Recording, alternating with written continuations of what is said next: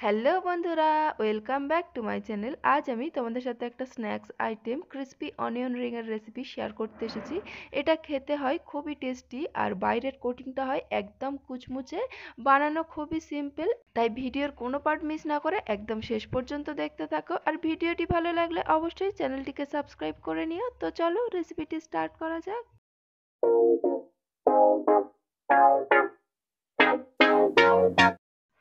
এখানে দেখো দুটো বড় সাইজের পেঁয়াজ ভালো করে কেটে ধুয়ে পরিষ্কার করে নিয়ে চলে এসেছি। এই রেসিপিটা করার জন্য সব সময় চেষ্টা করবে একটু বড় সাইজের বা রাউন্ড শেপ যতটা বেশি হবে সেরকম দেখে কিন্তু পেঁয়াজ নেওয়ার চেষ্টা করবে। তো এখানে দেখো পেঁয়াজগুলোকে আমি এরকম রিং শেপে কেটে নিচ্ছি। আর রিং শেপগুলো কিন্তু নিশ্চয়ই লক্ষ্য করেছো একটু মোটা মোটা করেই কেটে নিয়েছি। এবারে এই রিংগুলো থেকে পেঁয়াজ এর খোসা এক একটা করে আমি ছাড়িয়ে সেপারেট করে নিচ্ছি। দেখো এইভাবে কিন্তু সাবধানে প্রত্যেকটা পেঁয়াজের রিং ছাড়িয়ে নিতে হবে একে অপরের থেকে। আর একটু সাবধানেই করতে হবে যাতে রিংগুলো ভেঙে না যায়। তো একইভাবে আমি প্রত্যেকটা রিং ছাড়িয়ে নিয়েছি। আর এখানে দেখো মাঝের অংশ বা পেঁয়াজের দু সাইডের অংশ যেগুলো ছিল এগুলোকে আমি হাতে তুলে নিচ্ছি। দেখো এগুলোর কোনো কাজ নেই, তাই এগুলোকে আমি এখান থেকে সরিয়ে নেব। এবারে দেখো একটা মিক্সিং বোলের মধ্যে আমি ময়দা নিয়ে নিয়েছি 1 কাপ। এর মধ্যে কর্নফ্লোর অ্যাড করে দিলাম 1/4 কাপ, বেকিং পাউডার অ্যাড করলাম হাফ চা চামচ, গার্লিক পাউডার 1 চা চামচ, লঙ্কা গুঁড়ো 1 চা চামচ, অরেঞ্জ ফুড কালার অ্যাড করলাম 1/4 চা চামচ, কালো গোলমরিচের গুঁড়ো অ্যাড করলাম 1 চা চামচ, আর নুন অ্যাড করলাম 1 চা চামচ বা স্বাদ মতো। এবারে একটা হ্যান্ড উইস্কের সাহায্যে আমি ভালো করে সবকিছু মিক্স করে নিচ্ছি যাতে প্রত্যেকটা উপকরণ ইভেনলি মিক্স হয়ে যায়। তো এখানে দেখো শুকনো উপকরণগুলো খুব ভালোভাবে মিক্স হয়ে গিয়েছে। এবারে আমি কি করছি দেখো, সেই যে আগে থেকে অনিয়ন রিংগুলোকে ছাড়িয়ে রেখেছিলাম, একটা করে অনিয়ন রিং নিচ্ছি আর এইভাবে এই শুকনো উপকরণের মধ্যে ডিপ করে ভালো করে কোট করে নিচ্ছি যাতে পেঁয়াজের কোনো অংশ বাদ না যায়।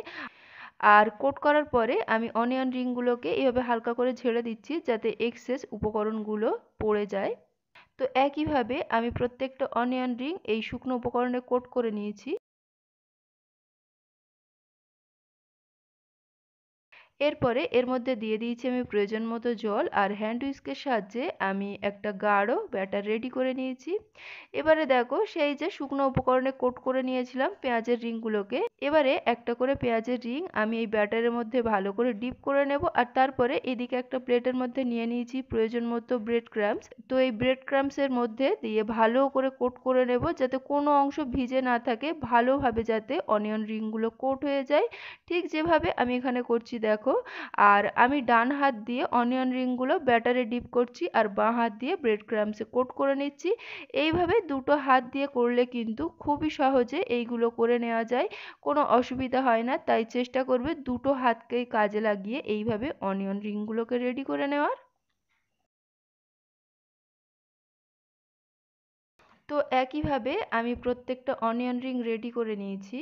এবারে কড়ার মধ্যে আমি প্রয়োজন মতো সাদা তেল গরম করতে বসিয়ে দিয়েছিলাম। তেলটা গরম হতে এর মধ্যে আমি প্রয়োজন মতো অনিয়ন রিং দিয়ে দিয়েছি।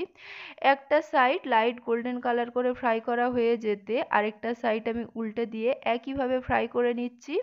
তো উল্টে পাল্টে আমি এগুলোকে সুন্দর করে লাইট গোল্ডেন কালার করে ফ্রাই করে নিয়েছি।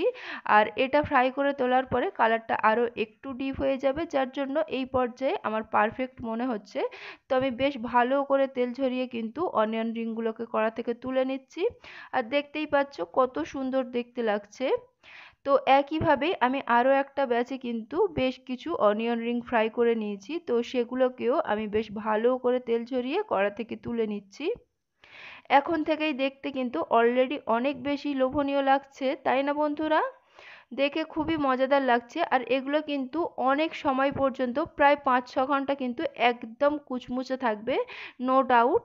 তো তোমরা বাড়িতে অবশ্যই ট্রাই করবে। আমি যেভাবে বলেছি প্রত্যেকটা উপকরণ আমি তোমাদেরকে যে পরিমাণে দেখিয়েছি সেই পরিমাণ মেপে যদি বাড়িতে বানাও অবশ্যই কিন্তু তোমাদেরও অনিয়ন রিংগুলো একদম ক্রিস্পি হবে। তো এখানে আজকের আমি এই অনিয়ন রিংগুলোকে টমেটো কেচাপ দিয়ে সার্ভ করেছি। আর অনিয়ন রিং একটা তোমাদেরকে ভেঙেও দেখিয়ে দিচ্ছি যাতে এর ভিতরটাও দেখতে পাও।